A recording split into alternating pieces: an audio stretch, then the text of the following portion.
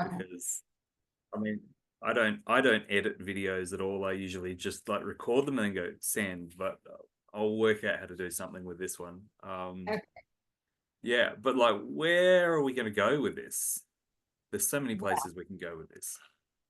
we'll start with where we intended. Yeah, What definitely. we intended, okay?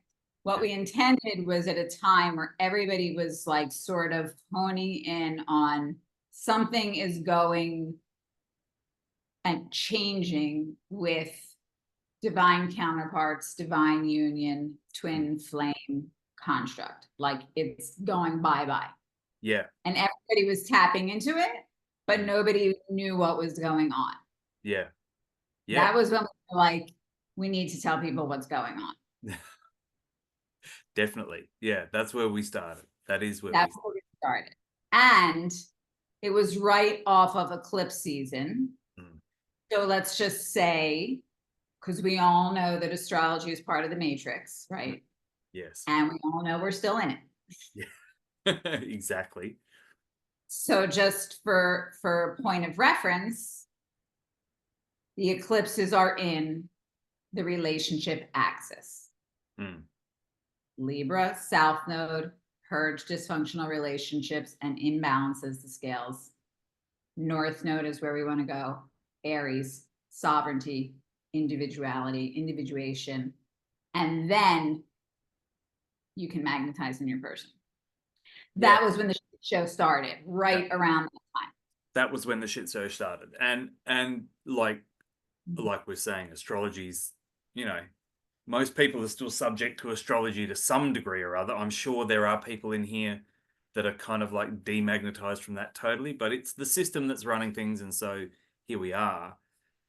The blow up, that really, like, that south node north node really points to the reason why it was such a blow up was because most people were in shitty relationships, Right. one way or another. And even if the relationship wasn't shitty, it wasn't sovereign. It wasn't a proper relationship. And so anywhere where it wasn't great, it was going to blow up because that's just how it works. And that's the thing with astrology is yes, it's bullshit, and no, it's not, because you can fight that energy that's still pressurizing us and be tormented by your, in this case, South Node relationship. Yeah. Or Yeah. you can flow with the energy that says go to your north Mm. and free yourself. Yeah. And, and that's the thing. And I'll just, you know how much of a closed book I am. I'll just spill out everything. That's the thing that I really wanted to like get across to people, having experienced it, you know, 1.5, 2, 3, 4 times Mm. in real time, was that when you do let go of everything you thought you wanted and you thought that it had to be, Mm. and you own your own shit and you do your own work, then only then do you have the chance of magnetizing someone in. Mm. And it's not even close to what you thought it was going to be. It's like the furthest thing, because if we're taking down the matrix, then that means everything's coming down, including our ideas Yeah. of what we thought this relationship, this twin flame union, this sacred union, this marriage, this whatever was going to be. Yeah. Yeah. And No, I just want to, I'll finish with just saying the point that I was making was, so the energy flow still exists. So you can resist the flow and stay in your south node and kill yourself, literally, yeah. get sick, you know, Mm. be, either mentally or physically in complete distress, or flow with the energy towards the north. Not that it's easy, but at least you're in flow with the energy. Yeah. Yeah. And it's interesting how astrology is set up like that with the naming of the south node and the north node. It just, as soon as you said like flow to the north, not exactly path of least resistance, but like the way of not killing yourself, is that whole idea of the realm and the south being where you come into this realm and the north being where you exit this realm. And I don't know, I'm not going to say that that's actually how it is or not, because I can't tell you that. I don't know. But it's definitely in there in a lot of the esoteric stuff, is like the south, whether that's the South Pole or an ice wall or whatever the hell you want it to be. That's like the land of monsters, and that's where you come in. And you're meant to be heading to the north, whatever north is. And that's the way out to the next bit. And so that's kind of like, that could be very cyclical and you're still inside the cube. Like just because you get out of this realm or this density doesn't mean you're not still in the cube. But it is an interesting way that it always seems to be set up, of like heading north, whatever north is part of the program in a way. And fighting the program, you don't get any medals for fighting against the program. Like you can get yourself to a point where you're demagnetized and the program has no effect on you, or you can use the program to your benefit.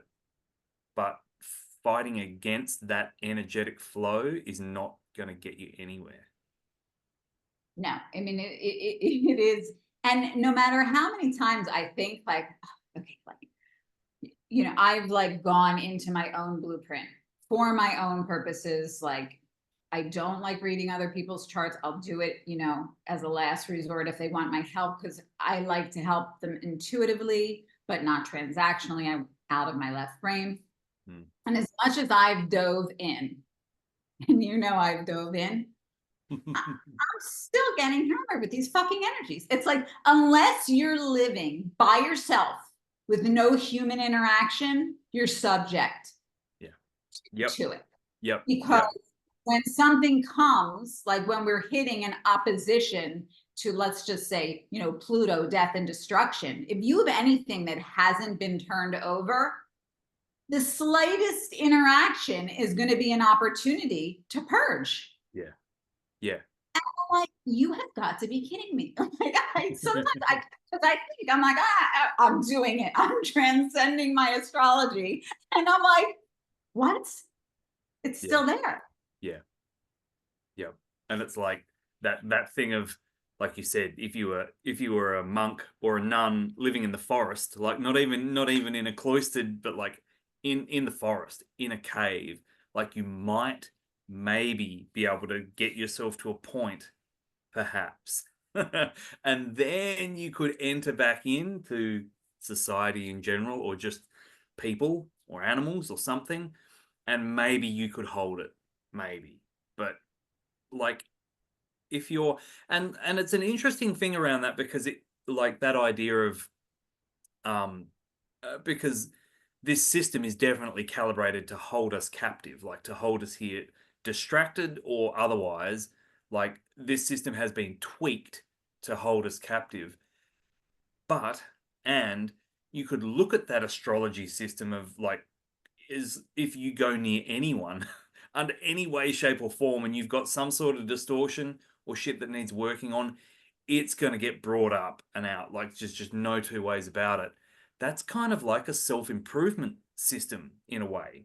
So it's really weird that we've got these couple of different streams working in here. Like we've got this trauma, torture, looping, distraction thing going on that's got a lot of people stuck in the gears, getting ground down. But at the same time, some of the things that are getting utilized to do that could be seen as a way to improve yourself and get yourself better and get yourself out of the trap. So this is why I can't come at the idea of like this was designed and built purposefully as a prison realm. Like, no, it's been turned into that, but that's maybe not what it was meant to be originally, because some of this stuff doesn't look malevolent. It just looks like it's being used in a malevolent way. Well, also, the concept that you just said is true. It's spot on. It's how it works. It's how we grow. It's how we transmute. It's how we don't repeat. I mean, that is our karma. If we continue looping in those patterns, that's That's what we're burning off. That's what our karma is. Mm. And also, the hijack is so bad, and the overlays and the implants and the both on us and on the land, that it's made it so painful. Because as we transmute and as we return to that original blueprint, we're transmuting through our bodies. So for some of us, it's brutal. For some, maybe not so much. Everybody's feeling it in some way. So it's like you're in the chaos of the hijack, and also you have no choice but to go deeper into the chaos to get out of it. Yeah. Yeah. Always knowing that the risk you run of going deeper in is that you're just going to get stuck deeper in at another level. Yeah. Which we know we've all done. Like I've definitely gone deeper in something to try and get myself out, and just got more entangled. Please, this year was like the poster child for, oh, please do that to me, so I can experience more pain. Yeah, definitely. But let's flip this back to, you know, do we have to use the word divine? The feminine and the masculine, the true feminine and the true masculine. I'm going to stay away from the word divine as much as possible, because it's just sticky in a way that I'm not appreciating at the moment. So, well, if we go to some of the original, like we could say holy, but not in the religious context, but holy as separate. Yeah, holy with a W, like as in whole. Right, because that's what it means in Hebrew. Holy is separate. So it's a separate union from the rest of the unions.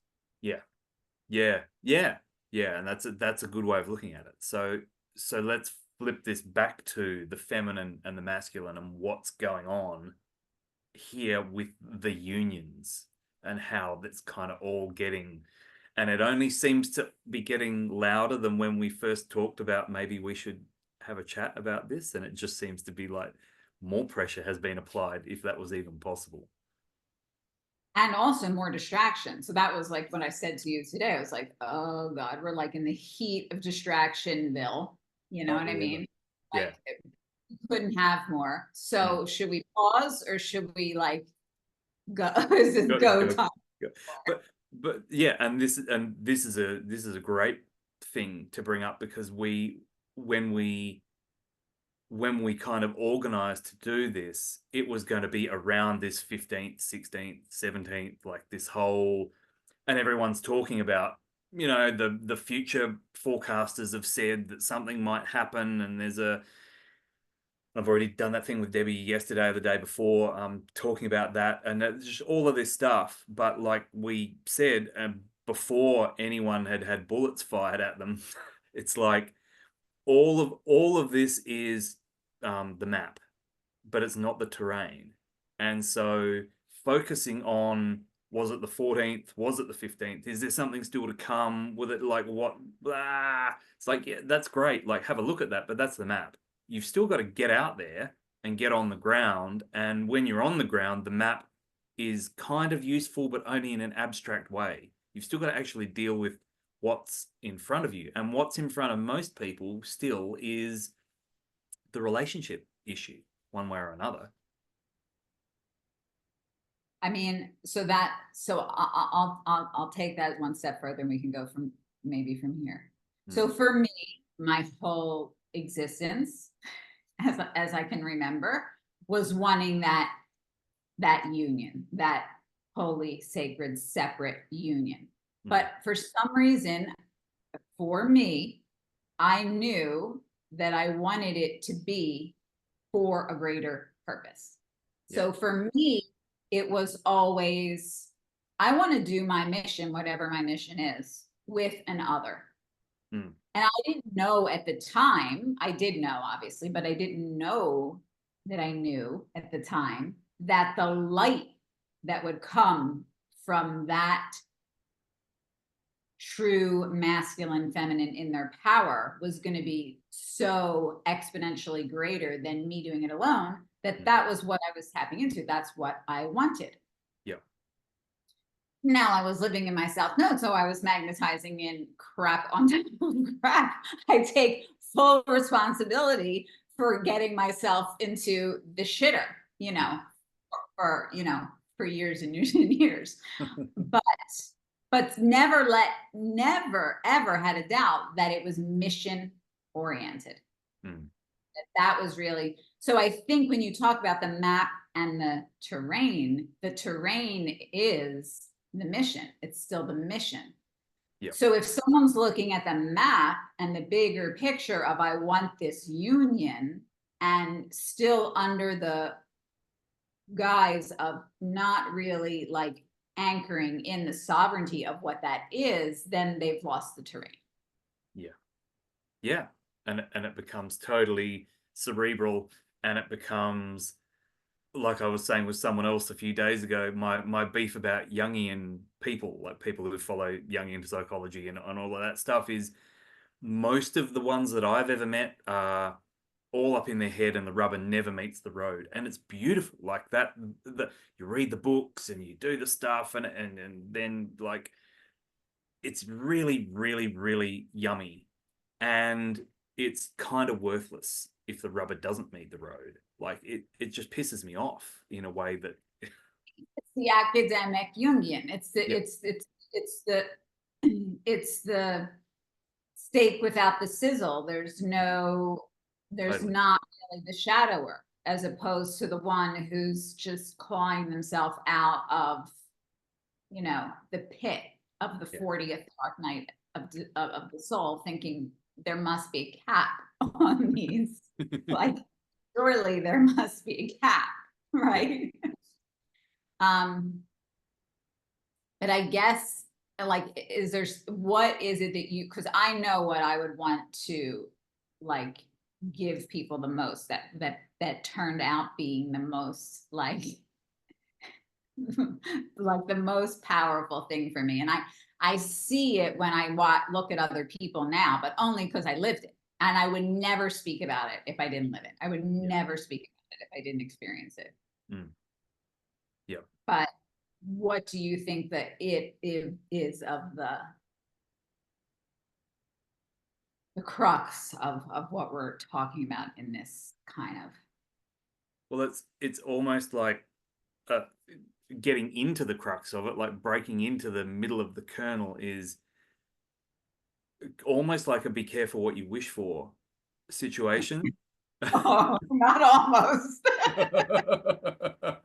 Because you said it before. You said the brilliance of the light, and we can go back behind that, because light can be very deceptive, but like the frequency, the sound frequency, the etheric frequency, the spiritual, whatever the hell it is that comes off that union, even if you only like touch it for a second or two, the charge that comes off that is so exponentially bigger than anything that you can get to on your own. And I'll kind of preface that by saying, once you've touched that union with someone else, you can kind of get to that place on your own, although you don't really want to all that much. But it opens up a pathway suddenly, and you find that, oh, it's actually an internal thing. It's not, I don't need the other person. They're just reminding me of that bit in me that I've completely forgotten, but in a way that you just is not possible on your own until you've made that touchstone event. The brightness, the intensity of what comes out of that will blow your shit out of the water. Like, anything and everything that is unresolved is going to get a spotlight thrown on it, and it's going to get plastered on the wall in front of you. And so, like, that'll become such a big thing that you almost might lose sight of the fact of the union, right? Because there's just so much of your own shit coming up that you're going to drown in it in a way. And it's very triggering for some people. Like I have an aunt who's remains single, and we're very close. And we kind of will sort of go at like, you know, fisticuffs a bit on this issue, because I know she's triggered when I say exactly what you said.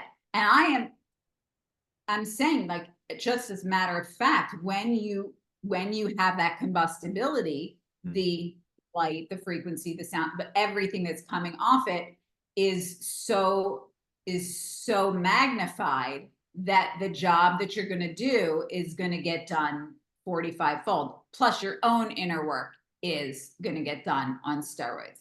And people who are alone, they get triggered some because they're like, well, you can do it on your own. You can become whole on your own. Of course you can. I didn't say that.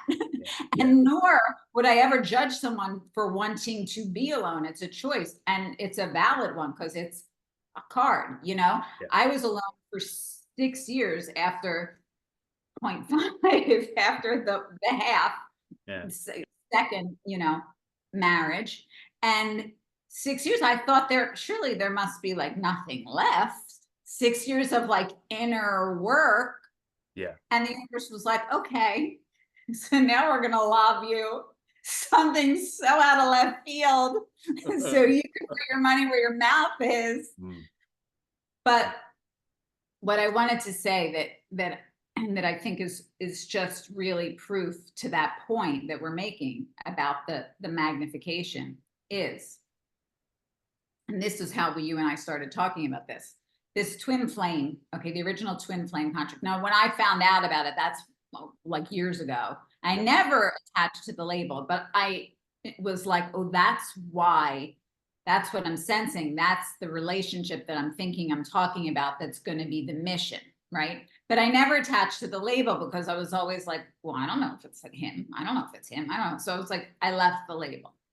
And then I saw more and more of the hijacking in the community, et cetera, et cetera. So we were talking about how that construct is down. And if it's not down, it's got to be down because it's so hijacked.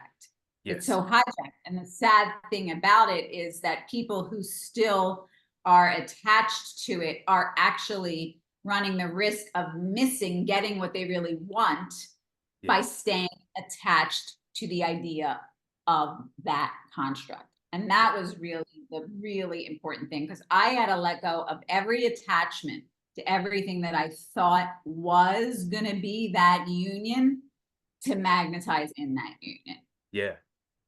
Because you got it in a way where it's like it ticked none of the boxes of what you would have expected. But it's just like it, like you say, and it's going to be tailored for everyone differently, of course. But this idea of whatever you expect, it probably won't be that. In fact, it'll probably be the opposite of that. And so it's this kind of, it's this thing where, but still, it's still a situation where, and we're talking about big L love here, really. It's like, it's like you can't call it love, even like when you can't really say I love you to the person. You can and you do, but it's not what it is, because when you say that, it's it's like that word, the word falls so short. It's more like you want to say a word that kind of encapsulates about 75 Rumi poems and maybe some all into one word. Like that's almost what you mean, but not quite. It's like it's this, and to me, that's why it's supercharged. It's supercharged because and as a parent, being a parent of children or, you know, animals or whatever, we're not going to exclude anyone here, but like that level of relationship, or think back to your grandmother, right? This is what we're talking about. We're talking about a level of connection and connectivity and love that is going to go there. It's going to go there no matter how much it hurts, no matter how messy it gets. Doesn't give a fuck. It's just going to go there anyway.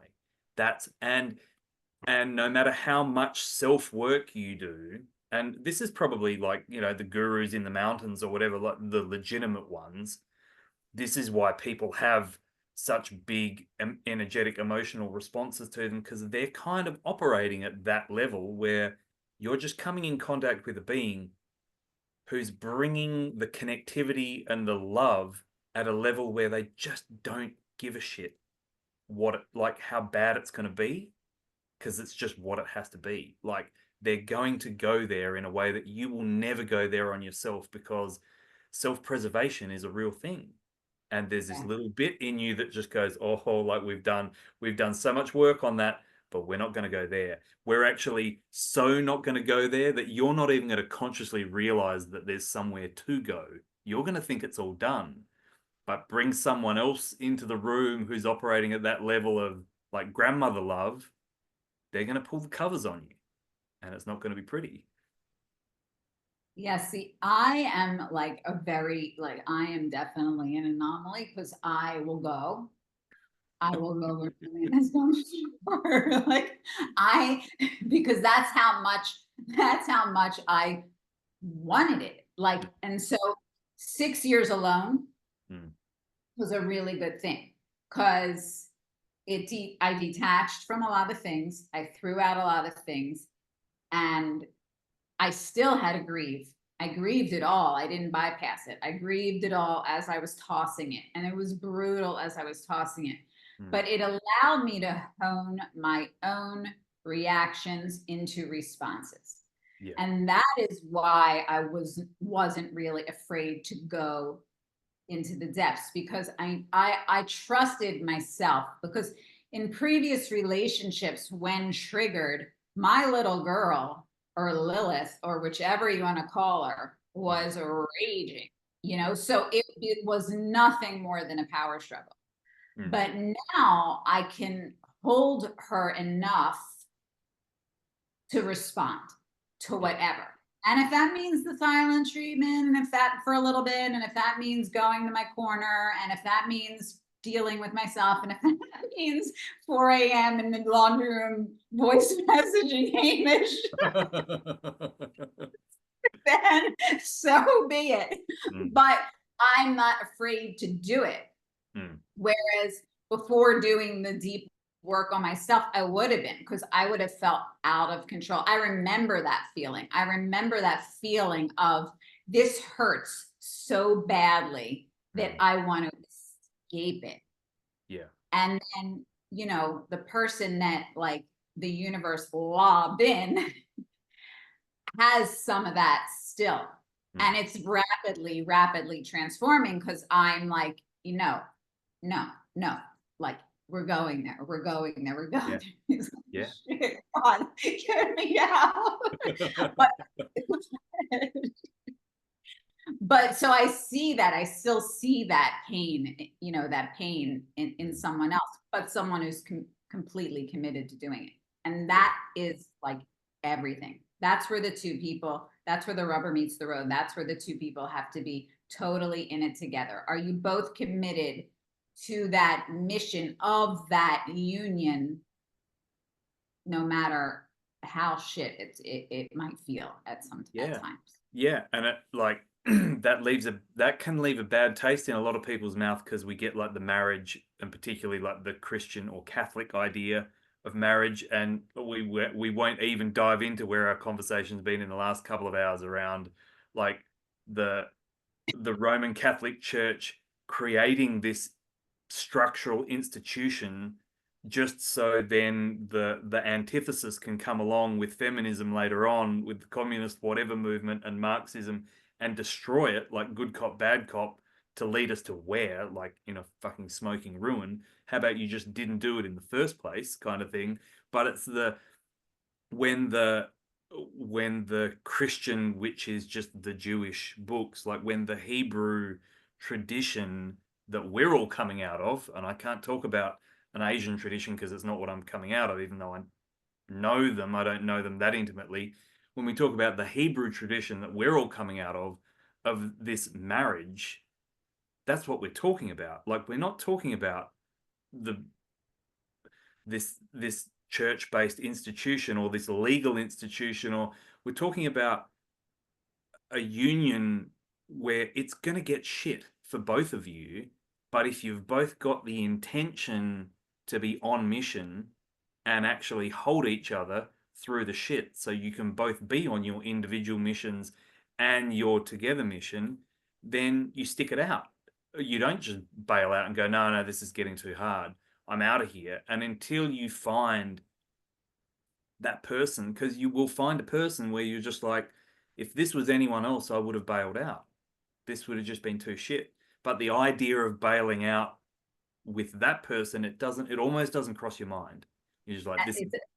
It's so true. Because and it's really important to make, because I know there are people who are opting to stay in marriages because of that. And I want to like just address that for a second, because it's not to be confused with what we're talking about now.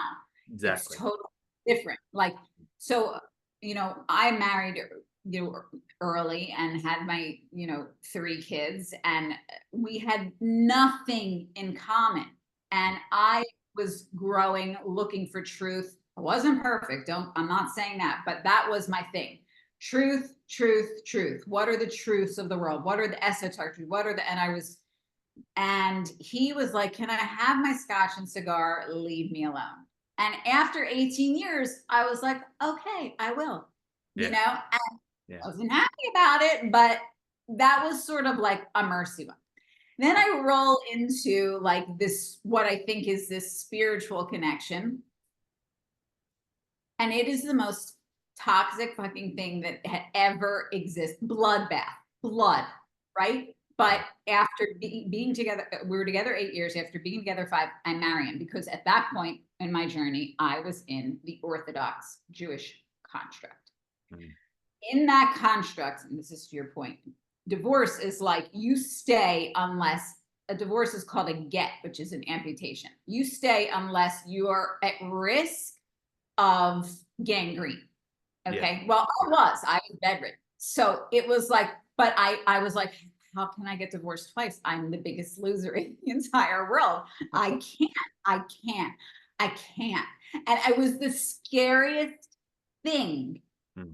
But it was so bad because it wasn't that person. And that's what I guess I have so much compassion. I really do, for people who like have that. Well, I can stay, and you can make it work with anyone. You can make it work with anyone, and also you can't. Yeah. Because there comes a time where, like, let's go back to our beginning, the South Node. The South Node is Libra. It's for a reason. It's where we came from. It's balance or imbalance. And if you have an imbalance and you're not on the same page, it's never going to work, and you're going to kill yourself. Yep. So if you hit your north, or you're trying to hit your north, which is individualization, then you can magnetize in. Then that's the point where you say, I'm in this no matter what, and leaving is not an option, because I know we want the same things. And one last thing that's important is, as we both said, I was operating under a construct. So you have the Judeo-Christian construct of till death do us part. In this marriage, you make it work. In the construct, it was just that, and it couldn't work. But when you free yourself from the construct, from all matrix constructs, from unwind all of them, including the new age ones that have been superimposed on us and hijacked. Yep. Only then, I think, can you do that? Can you say, I'm in this of my own free will, and so no matter how hard it gets, I'm going to. I don't think that concept of you can make it work with anyone applies until you're free from the constructs.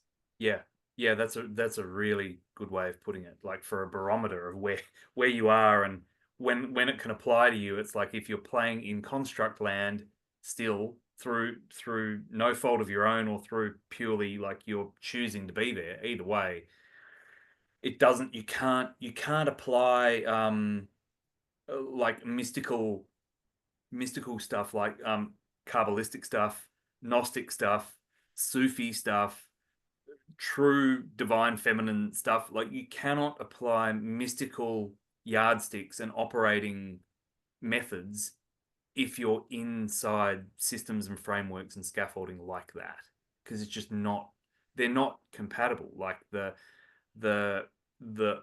orthodox religions kind of put those mystical groups to the torch multiple times for a very good reason.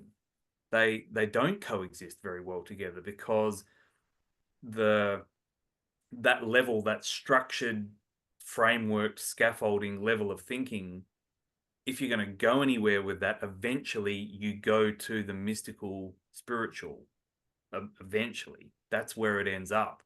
And so if you don't want anyone to eventually get there, you've got to leave them nowhere to go.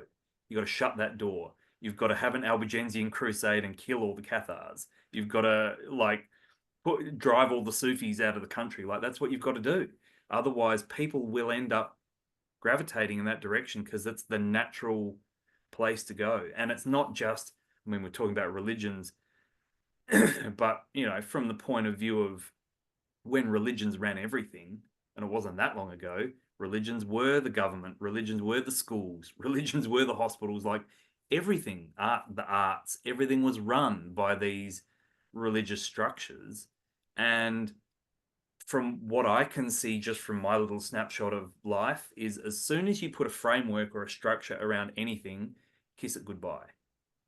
That's the end of it. Like, you come up with a great idea and you think it's good, and you get some friends involved, and you start a little group, and it becomes an organization, and it grows a bit bigger, and you're like, well, we better put a bit of structure around this. And as soon as you do that, the formal structure that you put around it will be the thing that kills it, one way or another, every single time.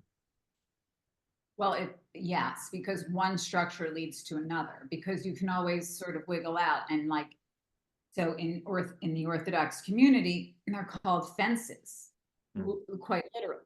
Okay, so you have, okay, so we can go into this a little if you want, Gaffney's book, because it's really relevant. It's what you're talking about, a second level consciousness, Yes. trying to keep close to third. But people, so you have this, you have a construct, and then it says, so for example, I'll just pull something out of the air, right? Okay.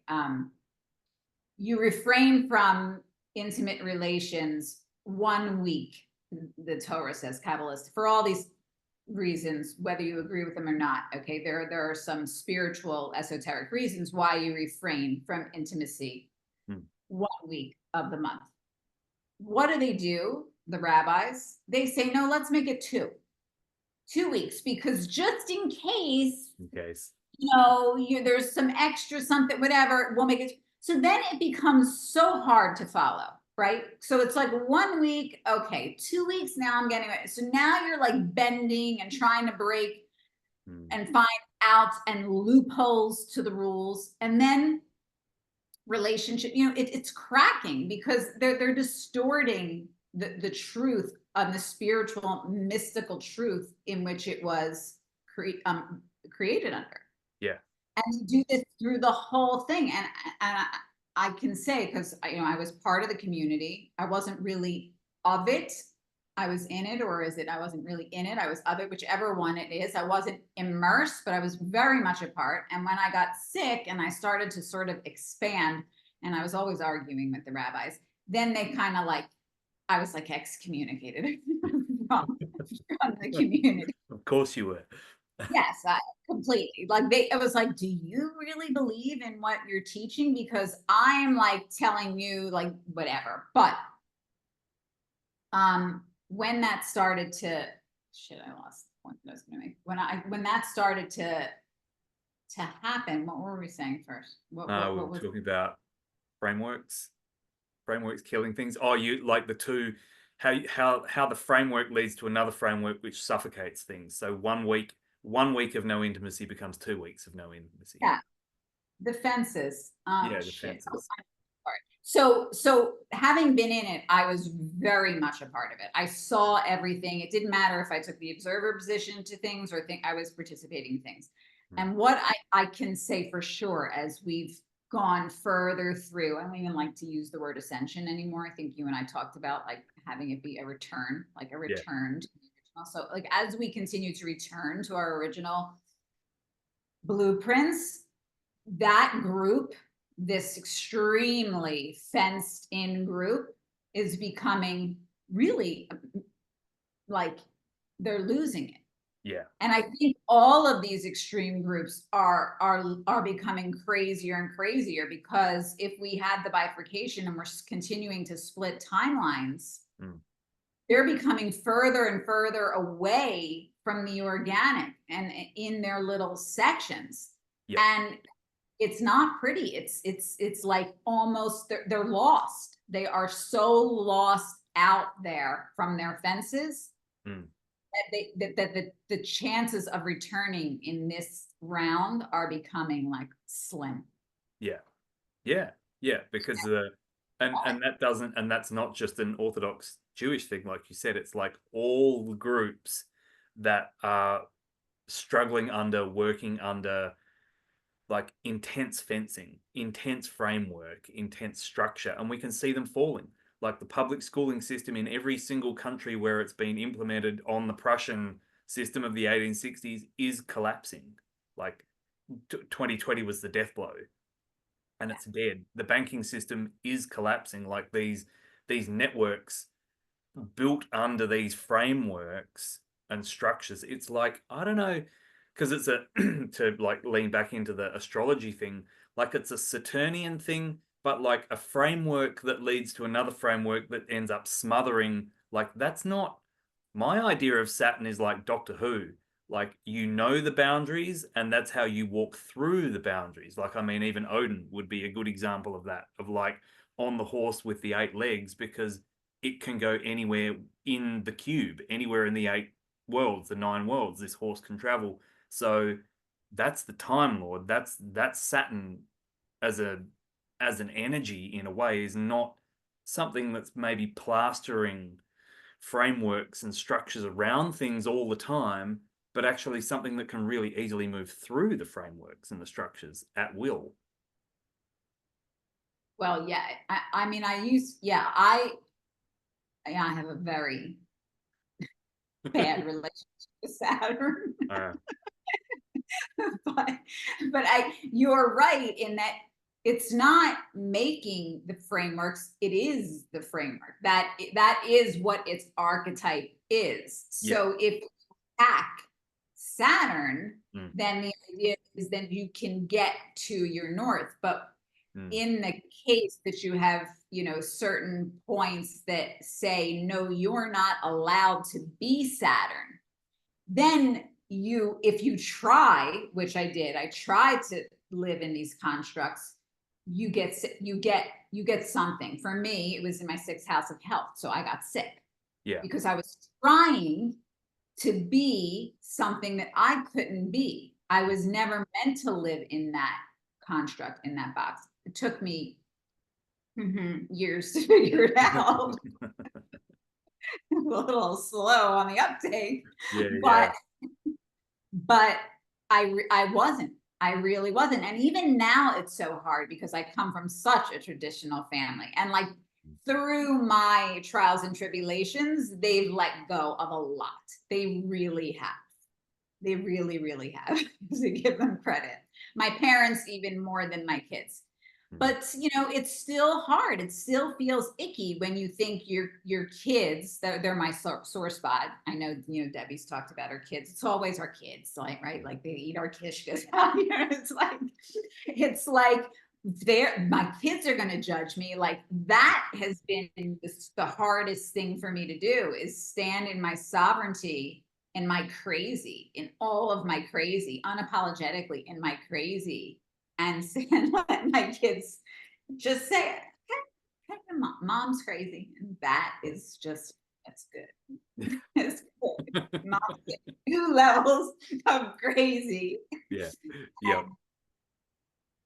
Yeah. But it's still system busting at the end of the day, isn't it? Like we're not just system busting, like, because that means we're pointing at Saturn and we're not in particular.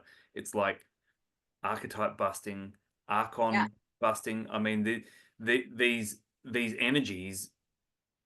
I'm still very much like the Gnostic story still jives kind of the best with me, of that idea of like these energies that make astrology work, that are playing with us and molding us and pulling us apart, and I don't like the word Archon because it just means boss, and they're not my fucking boss.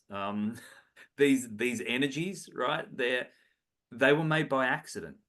They were a total. It was not deliberate. Like it was an unforeseen circumstance. But now they are running this show. Like whatever this show is, this algorithm, this thing, this big clock. Like they're absolutely running it. Like they're not just part of it, they are it in a way. They are the prison. If you want to say you're in some sort of prison, it's those archetypes, it's those energies. And so what we're trying to really do is like get ourselves unshackled from that.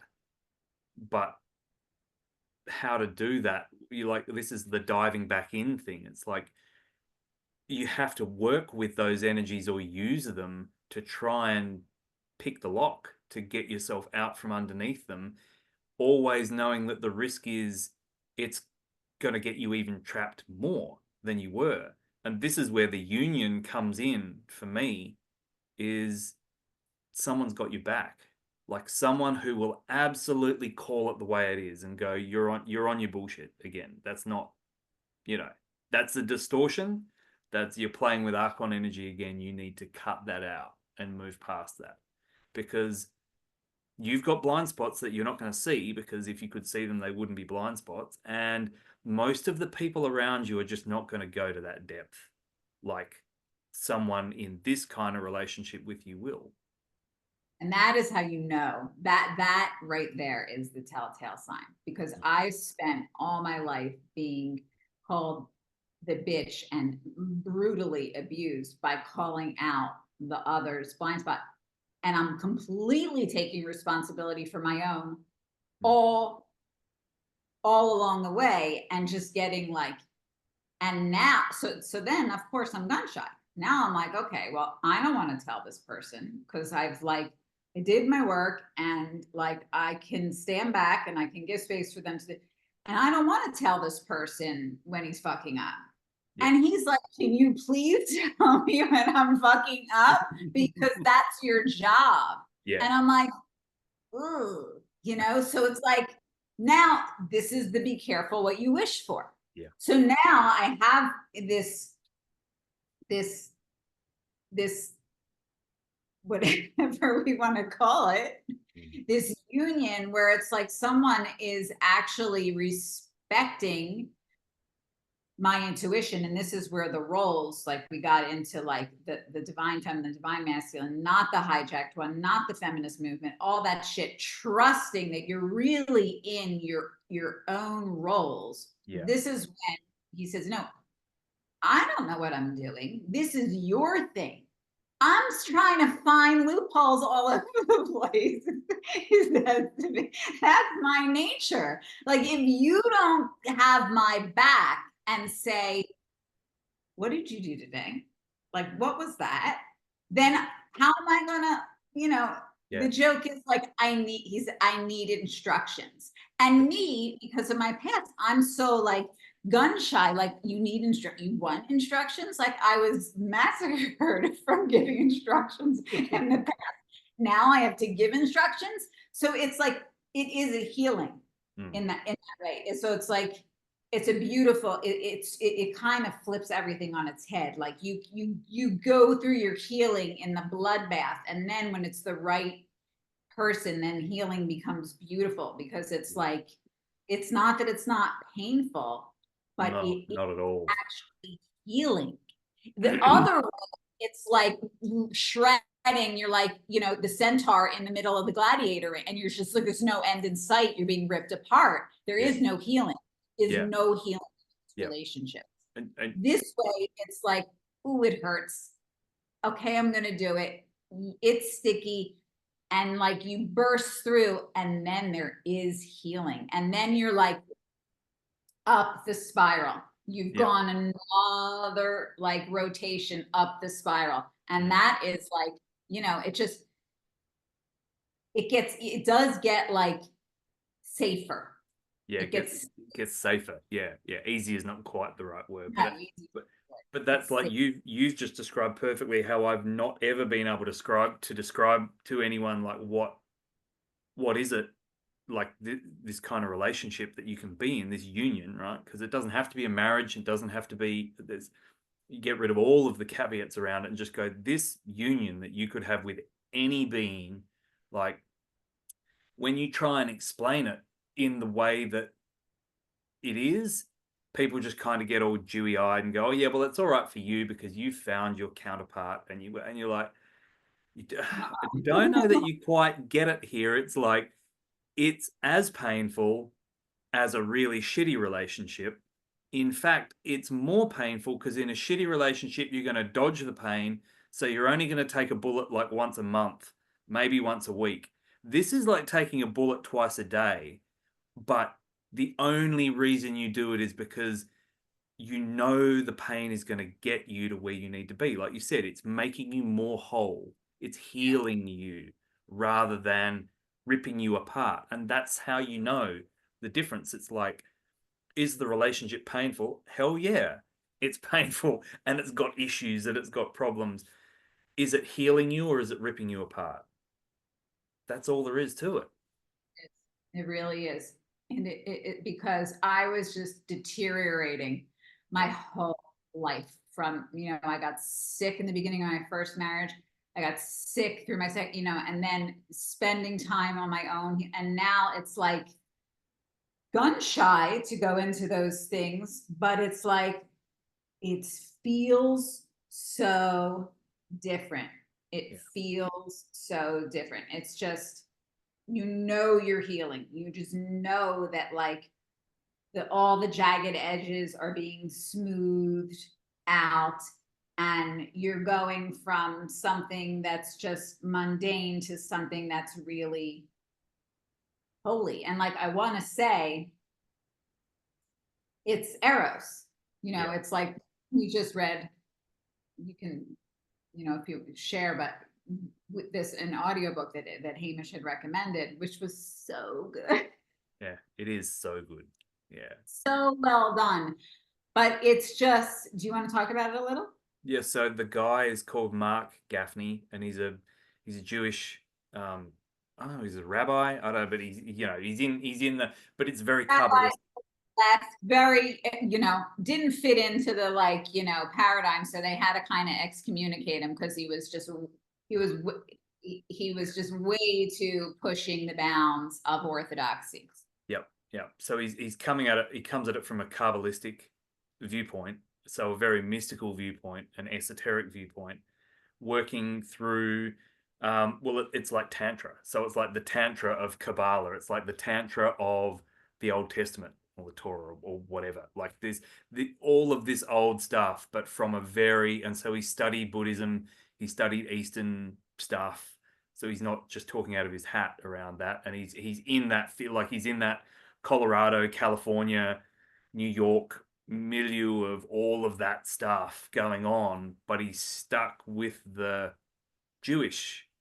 Hebrew, I guess, more than the Jewish. He's stuck with the traditional Hebrew stuff rather than going, all the answers must be in the East. He's gone, well, maybe our books have got the same stuff if I dig in it and just have a look. And it turns out there's so much in there. It's such a good book. So good. But the couple main, Tan, he uses as expansion, right? So it's like, but basically one of the main premise is that the divine feminine has been exiled. And I think we all know that now.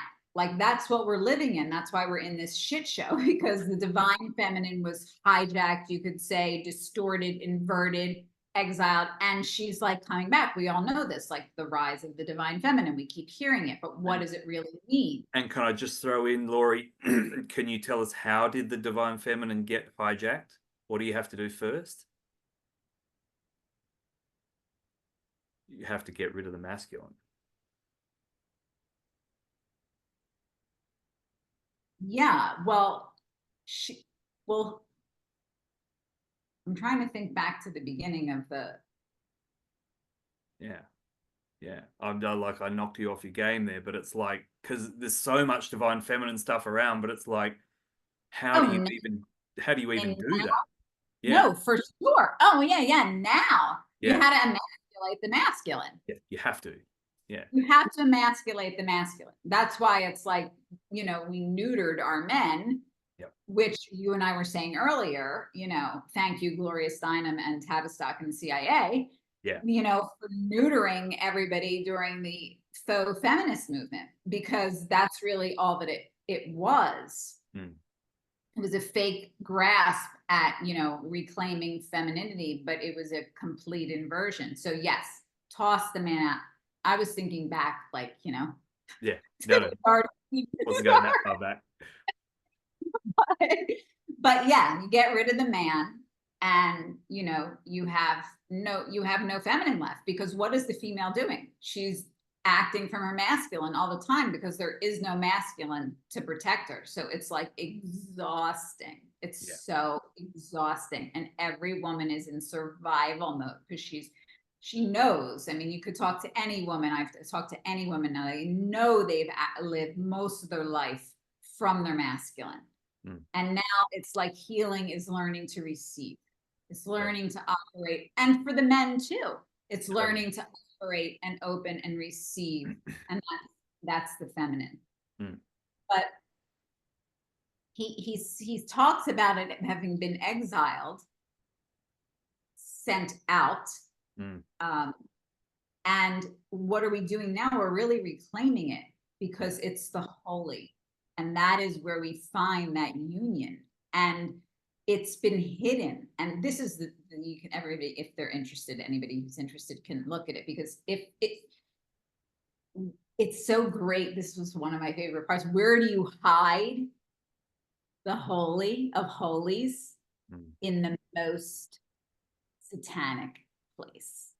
So it's like all this shit that goes on, that all these things are distorted and make you think that this is bad and this is bad and this is bad and this is bad. Why?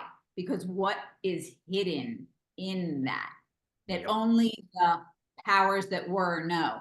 They know it, but we can't know it. It's hidden in the darkest place. And that's where we're supposed to go, into the darkest place, to find the light.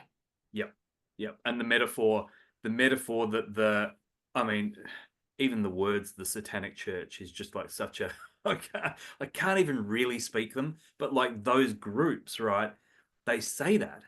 They tell you that, even though it's lip service and that's not how they're operating at all. We know what they're actually doing and whatever. But they say that the holiest of holies has been hidden behind all of this stuff. That's their premise for getting you in to the satanic ritual abuse and all of the stuff. Is they're saying to you, this is where the actual divine, true feminine has been hidden. And the kicker is they're not lying.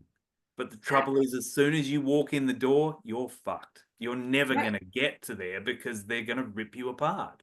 So they're telling you the truth to get you in the door, but once you're in the door, good night. And it falls in line that they have to tell you, right? They have to tell you.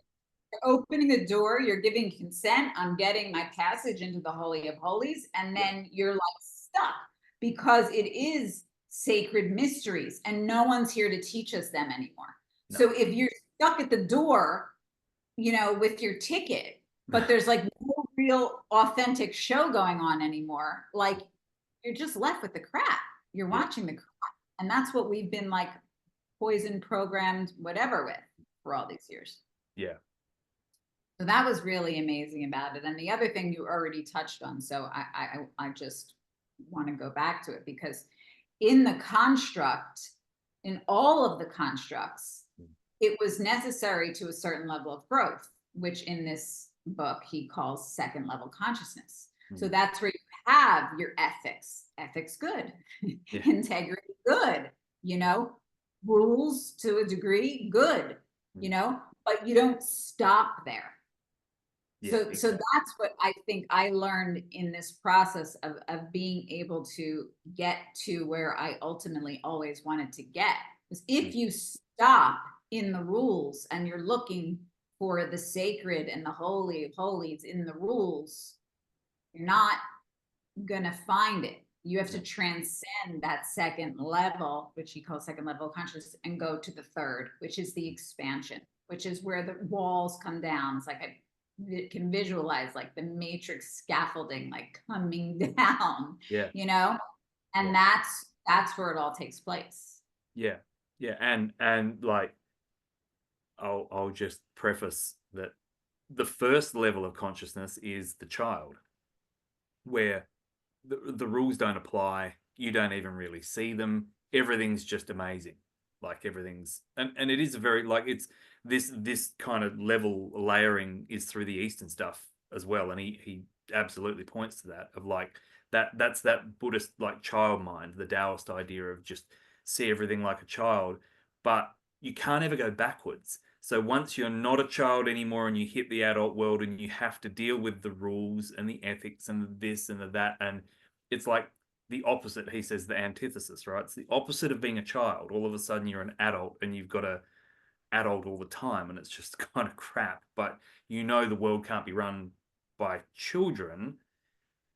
But then where do you go from there? Because if you try and go back to being a child, you can't. You can't just go back to level one. It doesn't work like that, because now you know the rules. And this is the esoteric, like all of the good esoteric teachers say, be careful what you wish for. Like once you know, then you're liable for knowing. You can't say I didn't know anymore, because once you know the mechanics of how it works, then you'll be subject to these different energies in your life. And you'll be like, well, how come I'm getting my ass kicked now? It's because you know. 10 years ago you didn't know, and so those rules didn't apply to you, but now you know they apply.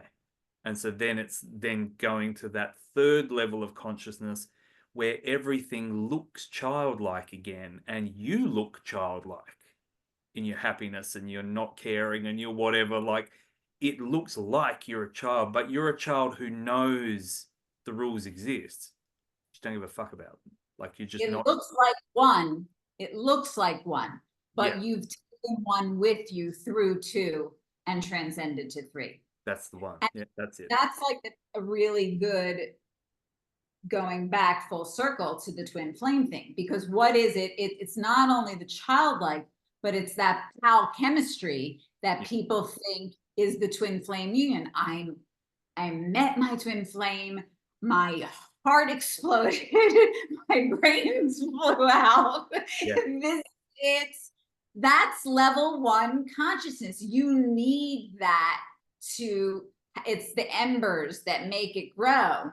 But you have to take that to level two. And a lot of people crash and burn in level two because they don't want to put boundaries, and they don't want to put contracts, and they don't want to put integrity, and they don't want to put any rules. And if you don't, it's nihilistic, right? Yeah. So then that's where like your choice point is. Yeah. Do I want to just keep going and finding level ones for the rest of my life so that I can get the high and the embers and the spark and just keep going, level one, level one, level one. I hit level two, I'm out of here. Yeah. Or you want to muddle your way, hone, the relationship, do the work so that you get to level three, where level one becomes real. Yeah. Yeah, exactly. Yeah. Where it actually, that's where the rubber meets the road. And it's right. It's like the New Age movement, and we know the start of all that, but what we would call the New Age movement now, and what it's captured, is like the religions, particularly the Abrahamic religions, are level two consciousness. Absolutely, like they're just like hardcore, and you can view them from a level three consciousness, and that's what a Gnostic is doing, and that's what a Sufi is doing, and that's what a Kabbalist is doing. Like, it's the same interpretation, it's the same data, but they're viewing it from level three. But most of religion is presented as level two. New Age is level one. Like, New Age is backwards. You've gone backwards to all this, just like, and there are no boundaries, and it looks like it's level three. It looks like you've transcended, but you haven't transcended a damn thing. You've gone backwards. It's a bypass. Yeah, it's a total bypass. Yes. And And the trick with the twin flame, you know, which was what's her name back in the day, that said, you know when you found, because it's like finding a brother, it's like finding a sister. You're like these, you're separate flames, but you come from the same fire, kind of thing. It was this idea of like the two Right. flames are actually from the one source. This twin flame thing just got wrapped up in that new age stuff immediately, from what I can see. And back to level one consciousness of it just feels yummy. And as soon as you hit rules and regulations and boundaries, that's crap. It just go back again, go back to level one again, rather than breaking through. And or you have, the hijack, I think, from the powers that were, that allow you to think like, no, this is it, this is it, this is it, this is it, no matter how much bloodshed there is, how sick you're getting, and you're not like thinking, no, that I want level 3 and this isn't it. Yeah. This is, because it's still in a construct. It's in a new age construct now, but it's still in a construct. Yeah. And that is what I think that was what started us going, which was the really, like, I think the most important thing was like, have the courage to leave the relationships. This is the time. This is the time. Yeah. Whether we like the astrology shit or not, it is the time to leave the relationships that are totally out of balance. Take with you what you've learned and what works, and move on. And people are quite literally getting divorced everywhere around me. I don't know about you, but like, yeah, it's happening a lot. It is happening a lot. Yeah. I mean, I had an old friend who like was staying in her marriage for like, the typical reasons, someone with the security and, I'm not leaving. I don't really, but I'm not going to leave.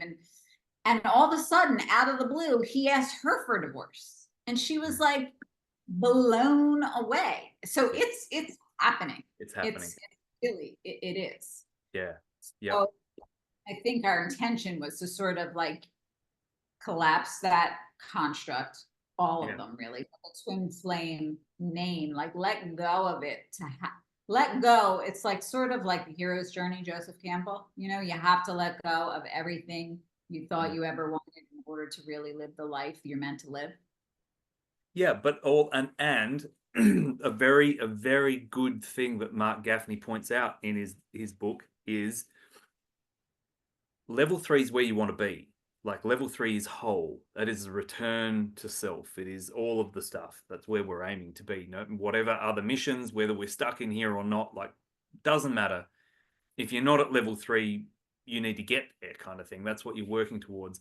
And you can't get to level 3 without going through level 2. You can't go from 1 to 3.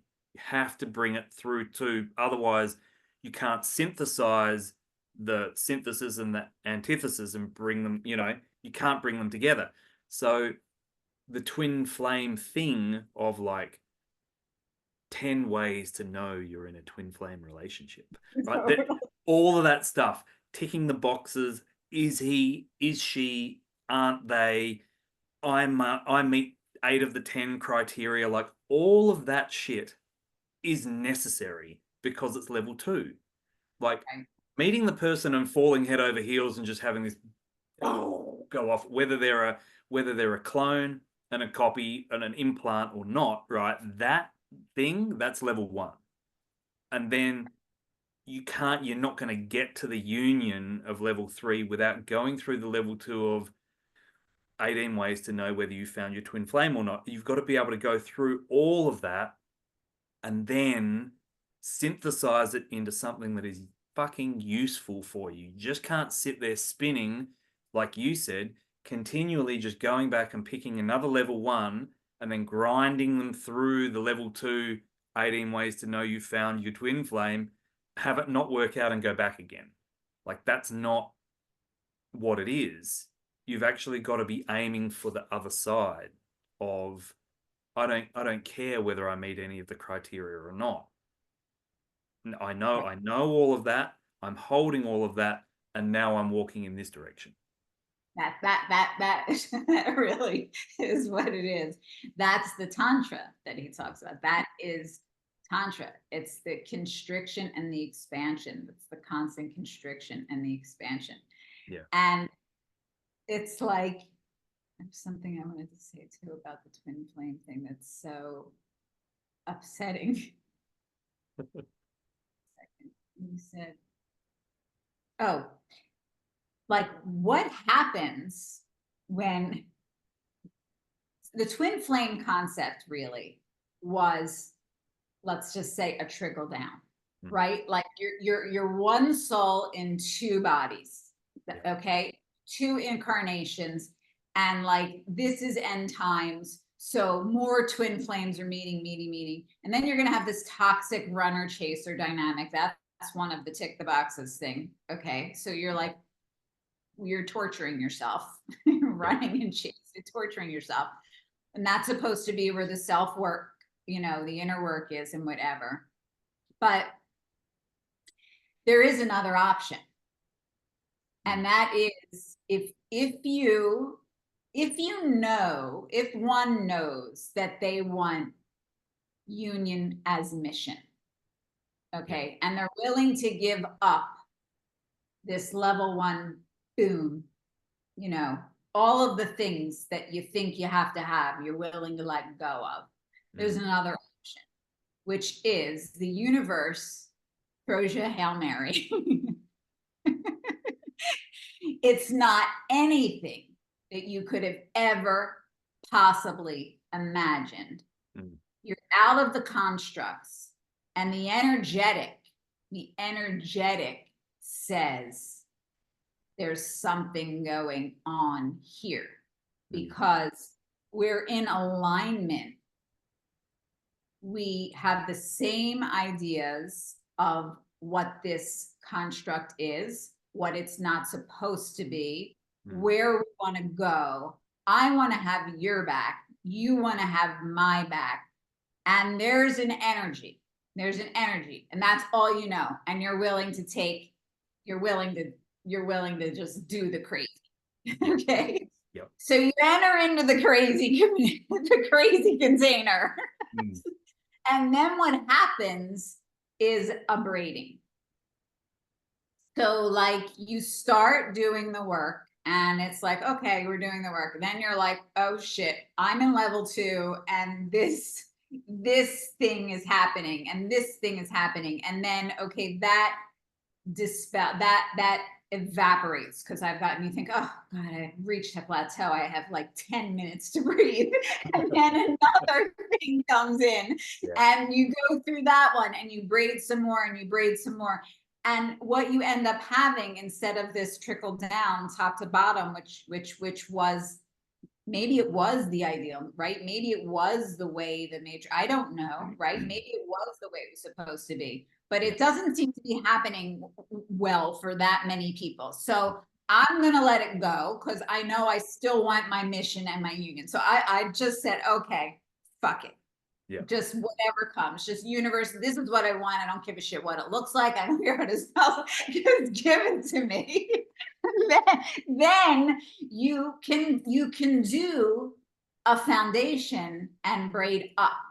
Yeah. And so by reversing the paradigm, you end up getting exactly what you wanted. You end up getting that pinnacle, that divine union. But you've just gone about it differently. You've started kind of at level 2.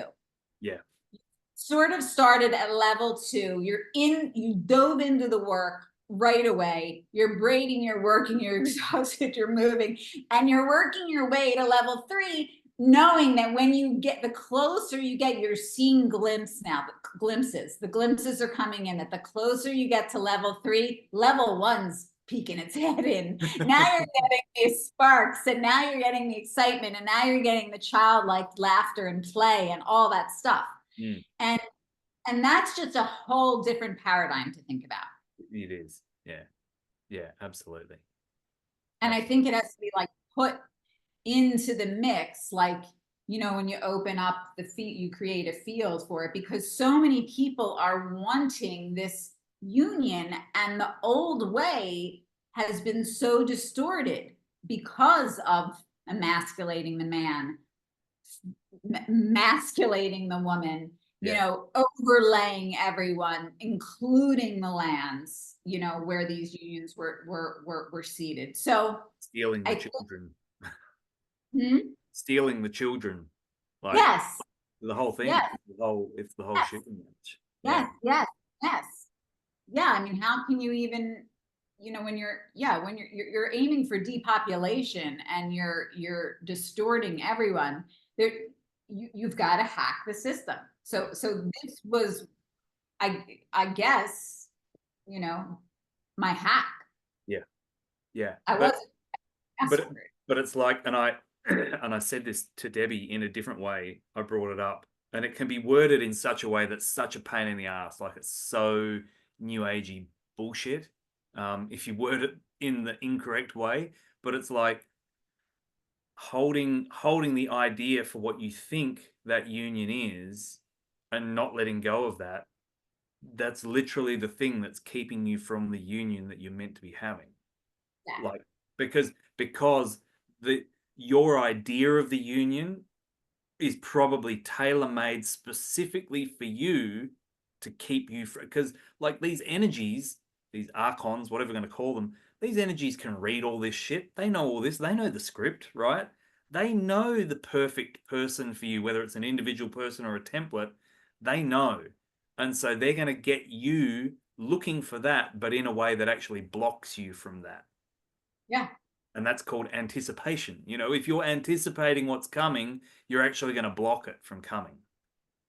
And that's probably what's happening with most of us, I would imagine, not just with the union thing, but with every damn thing we're trying to get to, is our idea of what we think it is actually is keeping us from it.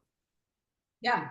It's like completely going into the no thingness. It's like so challenging for me in this area. It was so challenging because it's what I wanted most. And I like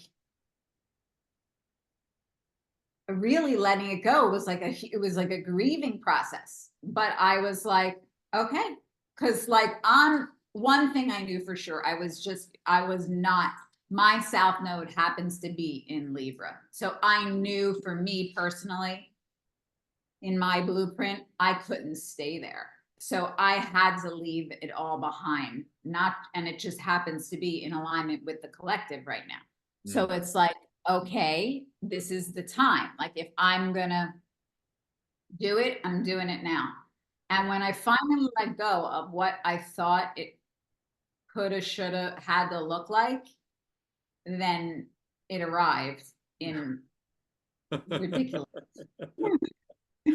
with like rockets strapped to the roller skates, it arrived like IT, like, because you know, it's like I had to like leave the country quite literally, you know, like import, you know, not even, oh God. And you went outside the country, you went outside the culture, you went outside the religion. I went outside the culture, I went outside the religion, I went way below my age bracket.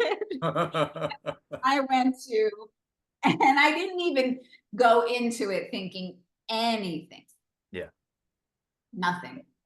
I was like, I said, so funny, sorry. I called Hamish. I'm like, Hamish, it's not. It's like, of course it is. I'm like, no. because what else would it be but that? What else would it be?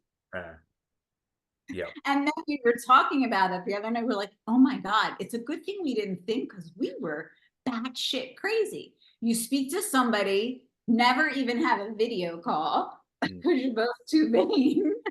Thank God. You're just batshit crazy. Talk to someone on the phone for 2 months, wait for the universe to give you a sign as to when like you might want to meet in person. And then you do. And then you don't even like get a hotel. You just move in together and just go straight into shadow work. Because why not, right? Why You mess don't around? know the person, but it's like, oh, it's perfectly normal. Yeah. I don't I think, yeah, it's really, it is one of the, I will happily tell the story one day because it is one of the most bizarro things ever. Well, yeah, I could go back through my messages from you and see the periodical, am I crazy?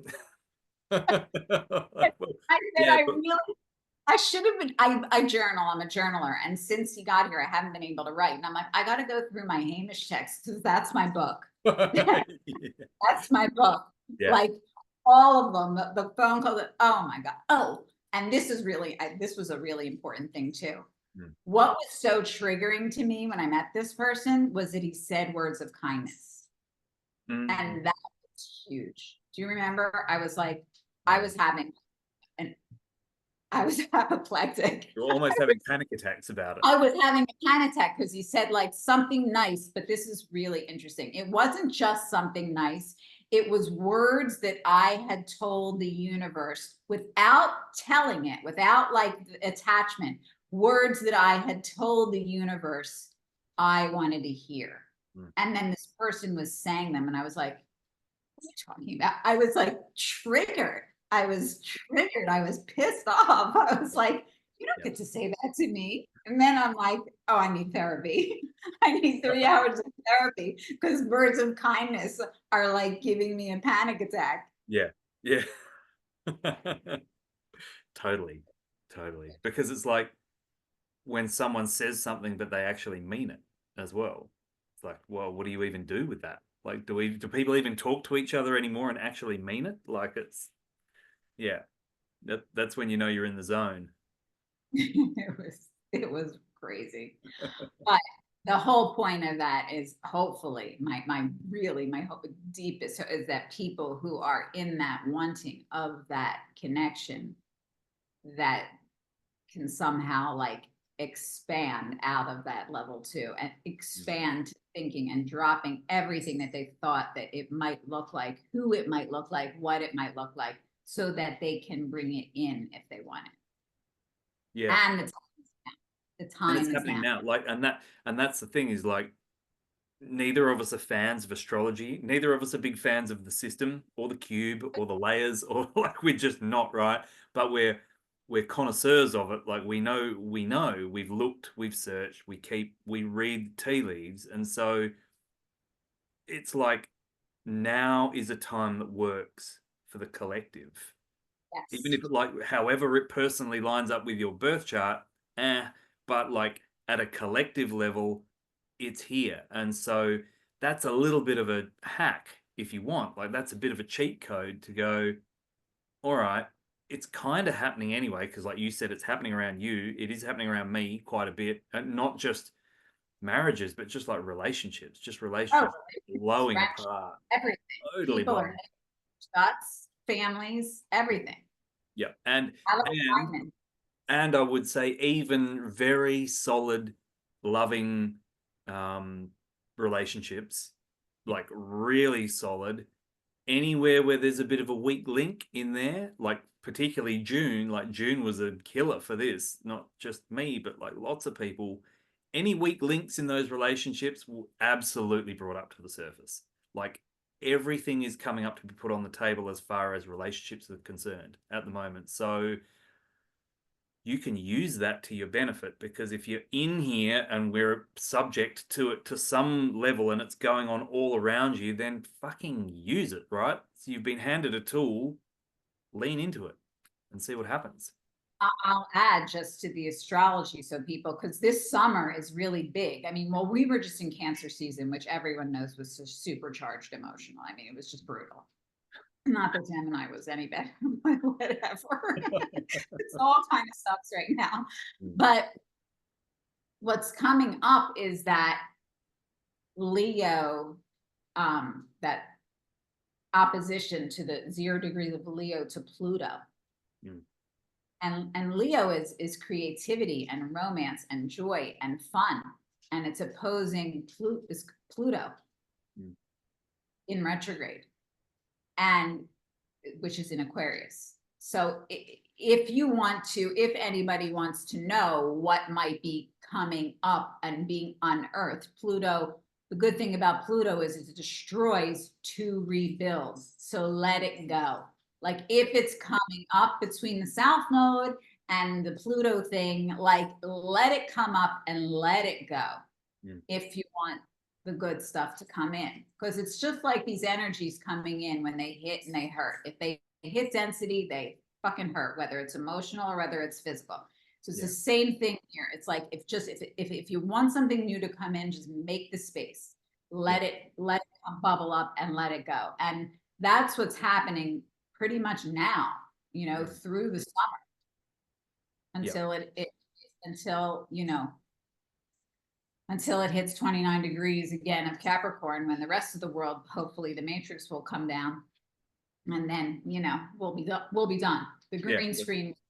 Let's keep working on that. Yeah, but it's like it's like the letting go to let the new things come in. I mean, another cliche, right? But it's true. You can't pick something up if your hand's full already. So you kind of, and that Pluto energy, like it'll help. It loves knocking shit down. Like it totally loves knocking stuff down.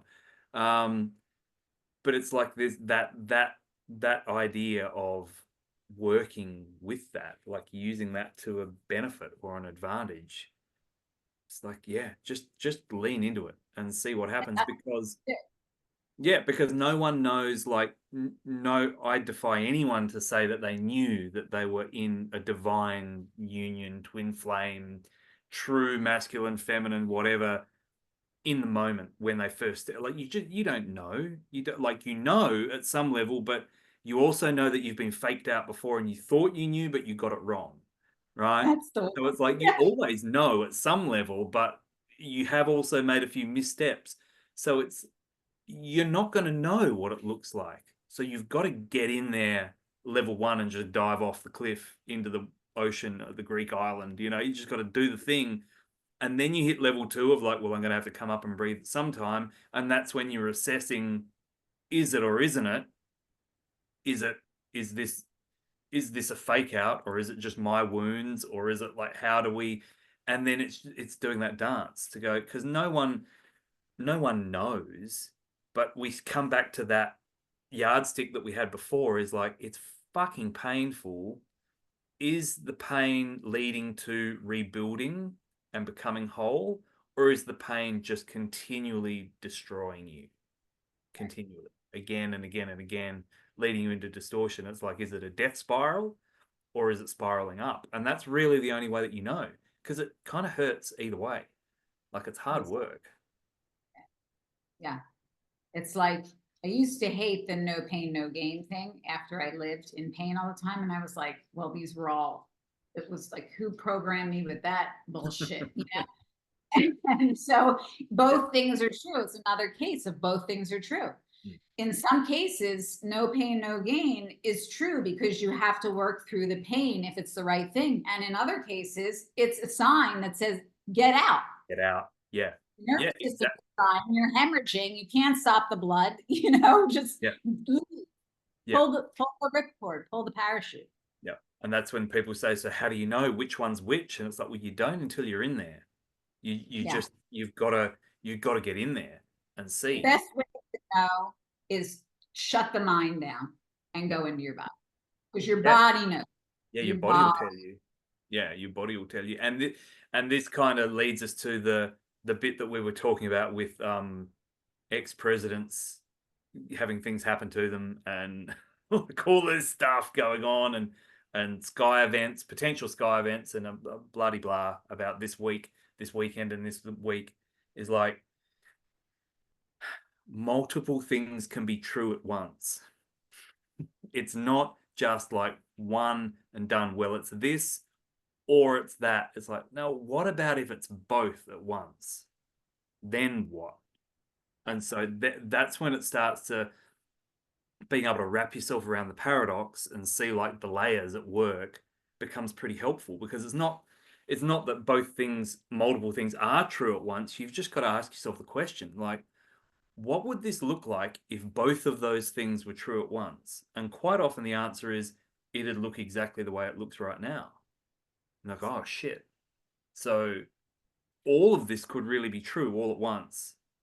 Like, yeah, it could be. There's no false in here. It's all as true as each other. Then what? And that's, you know, they're the tricky situations you find yourself in. It is. They're really hard. They really are. Mm. But it's like I always tell people, I mean, the only way out is in. Yeah.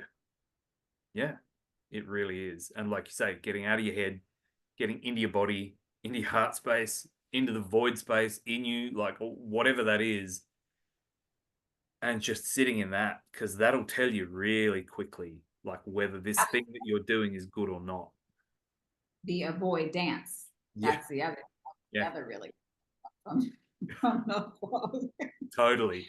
People go out of their way to do an avoid dance, which is doing a dance to avoid the void. Yeah. When the answers are presence in the void. Yeah. Presence in the void leads to the interconnectivity of all. We're going to leave it there because that's perfect. We're going to leave it right there. Thank you so much for talking with me, Laurie. This has been fantastic. Thank you. Yes, I am sure